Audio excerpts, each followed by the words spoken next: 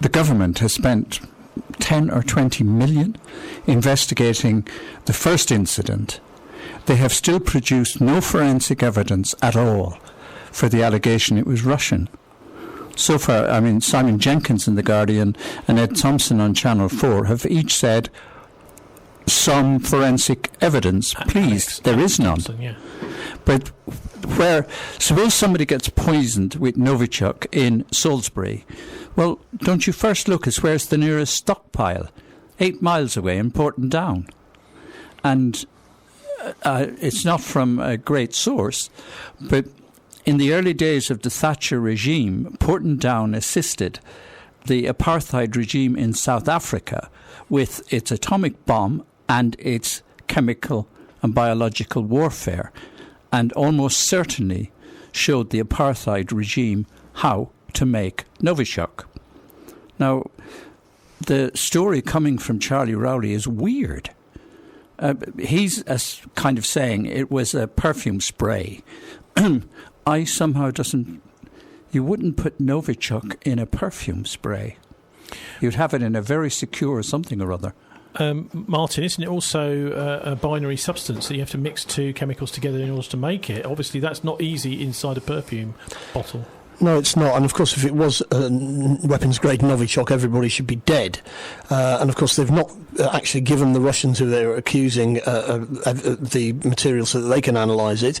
As Craig Murray, the former ambassador to Uzbekistan, pointed out, all of the Soviet chemical warfare facilities were based there. They were completely dismantled in the 1990s. The US scientists came in and dismantled all of it. And, of course, under the agreements, we were supposed to dismantle Portendown. But far from dismantling it, this whole episode has led to a big increase in their budget. Meanwhile, of course, the Russians have basically got rid of all their chemical weapons, as have the Syrians, under international supervision. So to accuse them of creating Novichok to kill people in Britain when they've actually, under supervision, got rid of all their whole chemical weapons facilities, but most people haven't even realised the Russians haven't got any chemical weapons, they got rid of them all. OK, so rather like when we had the boss of Portendown appeared on screen to talk about whether it was or wasn't the Russians, only one news outlet was given access to Charlie Rowley. So let's have a listen now to Rupert Evelyn, where he asks him about exactly what happened with this Novichok substance. This is the first time Charlie Rowley has been seen in public since being poisoned with a lethal nerve agent, a chemical weapon stored in an unopened and unused bottle, which he found and unwittingly contaminated himself with. It was 3 by 3 inch box, ½ inch thick, which contained a glass bottle, so you had to remove the bottle from the cellophane wrapper, put the pump dispenser on the bottle, and it poured. I ended up tipping some of my hands, but I washed it off under the tap. Cleaning his hands may have been the difference between life and death. My hands were covered in stuff. Hence, I can tell you it was an oily substance with very little odour. And they were on tests on it, and I was in complete shock when they told me it was Novichok. Well, I mean, he's been told it's Novichok, but that doesn't mean it is Novichok, does it? I mean, the Russians have suggested it may be something like BZ it gas. Clearly is not Novichok, otherwise he'd be dead. That's right. So in other words, and of course the timing of this second poisoning was just as the Putin Trump summit was coming up, and the English team were doing really well in the World Cup. So, and then suddenly, bang! We're all reminded once again why the evil Russians killing our drug addicts now, not just killing our ex-secret agents. But of course, the original poisoning was also very badly timed. The Russians are about to have the World Cup. Putin's about to win the election, and of course, suddenly this happens. So many people around the world think it's part of Operation Beluga. From, Kevin, there's a couple of other stories relating to this, Kevin, which haven't really received the attention that they demand by the gravity of what they're saying. First of all, it's the Swindon Advertiser back at the beginning of last month, talking about doctors warn of super-strength synthetic heroin on the streets of Wiltshire.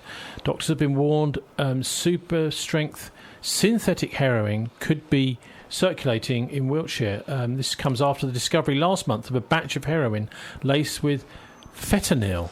Now, this is this super strength heroin. Now, these apparently were addicts, these two, who may have just simply been subject to this rather nasty material. Then there's also another story, which is also, I think, absolutely key, which is in the Daily Mail, and there are various others that have reported this too. The entire family of the alcoholic Amesbury victim work at the local military establishments. The mother of the Novichok victim said her lost soul daughter is being deprived the care given to her because she's a nobody alcoholic who's turned to drink, battling postnatal depression.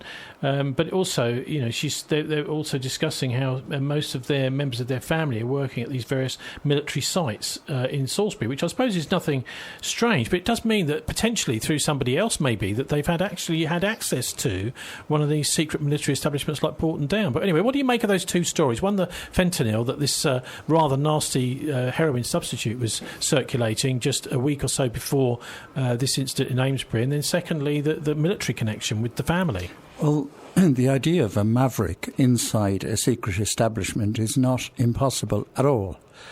And the second thing is the media uncritically accepted the government's account of the first poisoning, the Skripals. Well, they were supposed to have got it off a door handle.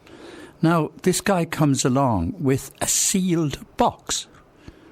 The evidence is totally contradictory. If the Skripals got it off a door handle and this guy got it out of a sealed box, I mean, what's the connection? I think we need Sherlock Holmes on the case, don't we? Yeah.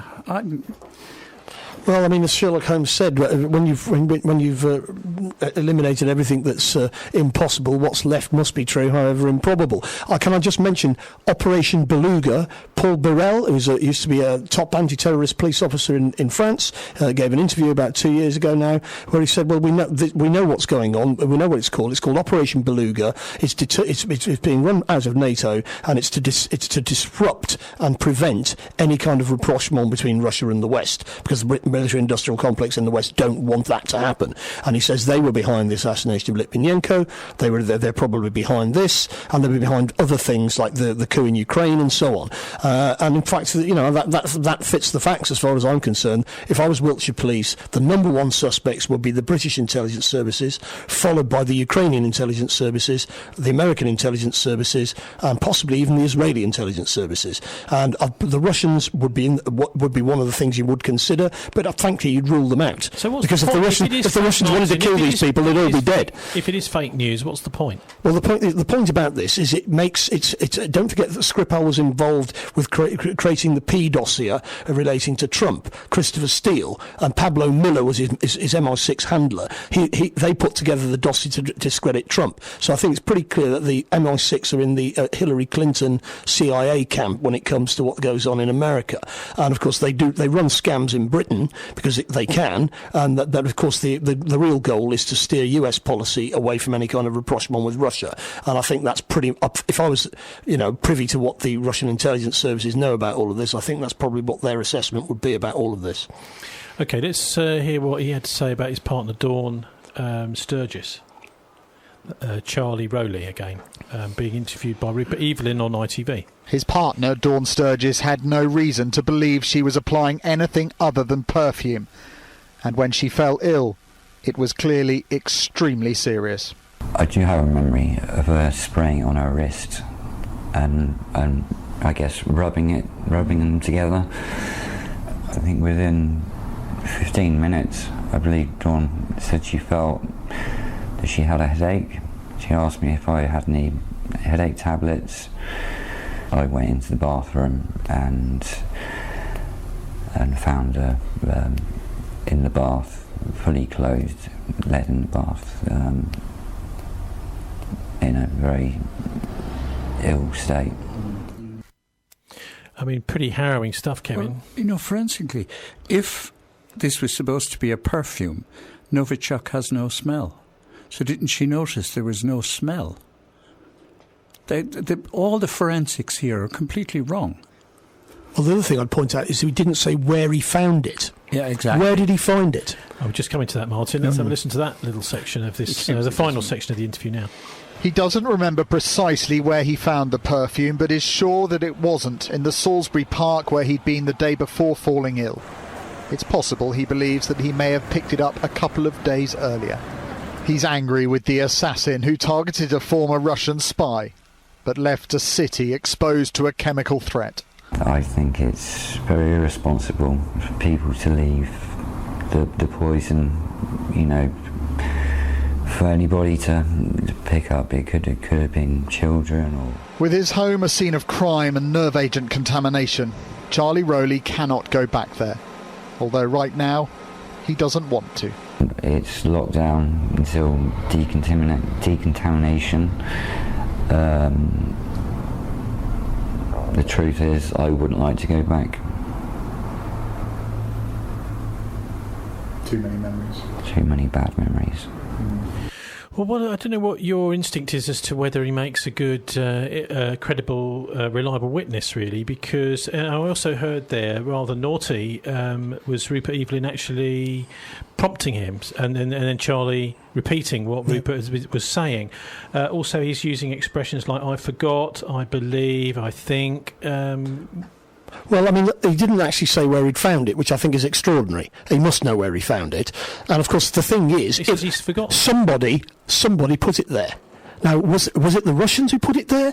Or would it be the British intelligence service who just leave it lying around for somebody to find, spray on them, and then, of course, immediately they can say, oh, yes, this is the stuff with the previous But, I mean, stuff. is it feasible that someone like Charlie might have been just given a given a script to... Well, he doesn't know what happened to him, nor would the Skripals. Yeah, I mean, why have they got any information about what it is or where it's come from? They've been told what it is and where it's come from by the British intelligence services. But if I was Wiltshire Police, I would say that the British intelligence services are the number one suspects here. We know about Operation Beluga from Paul Burrell, former head of the French anti-terrorist squad. And if people say, well, if MI6 doesn't do stuff like that, they just laugh in their faces. Of course they do. They've been doing it for years. Kevin, what's your thoughts on the possible motive? There seems to be absolutely full of holes, this story. It's more holes but than what do you think the motive might be? Well, think about the public health issue. If this man found a box with dangerous stuff in it, why haven't we seen a picture of the box in case anyone else found one? Mm-hmm. The basic steps in public health, caring for public health, haven't been taken. And it looks to me like a completely botched operation by somebody. But the thing is, that might be the Russians, mightn't it? That's the problem. And we've heard from the Daily Telegraph recently, this is just a couple of months ago, just how dangerous the Russians are and various parts of British infrastructure that they could be plotting to attack, and probably are. Russia could kill thousands by crippling infrastructure in Britain, Defence Secretary Gavin Williamson has warned. He warned of attacks on the power grid and attacks on communications cables, as well as political meddling.